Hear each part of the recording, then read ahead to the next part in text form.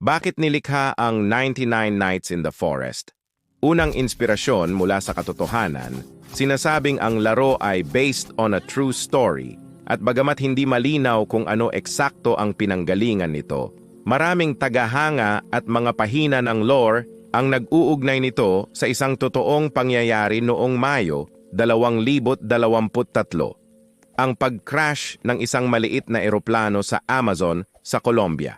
Nanatiling buhay ang 4 na batang katutubong, edad 13, 9, 4 at 11 buwan sa loob ng 40 araw sa gubat. Ang nasabing survival story ang maaaring nagsilbing emosyonal na inspirasyon sa misyon ng laro na iligtas ang 4 na nawawalang bata habang nakikipaglaban para mabuhay. Ikalawang hugis ng gameplay mula sa The Forest, taong 2018. Isa ring malaking impluensya sa gameplay ang kilalang survival horror game na The Forest, taong 2018.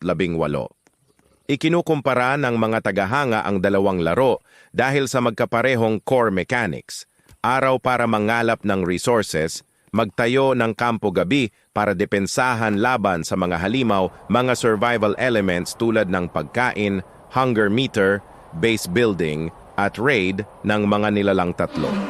Malakas na pagtanggap at monetization. Naging viral ang laro matapos ilunsad noong Marso 2025. Nakapagtala ito ng 12 milyong pagbisita sa loob ng ilang buwan at naging top 5 sa concurrent users sa Roblox Rate, ThatGameF5.com, Investors.com, Roblox. Ito ay nagpapakita ng malakas na atraksyon at isang matagumpay na discovery pipeline sa Roblox ecosystem ayon sa BMO Capital Markets.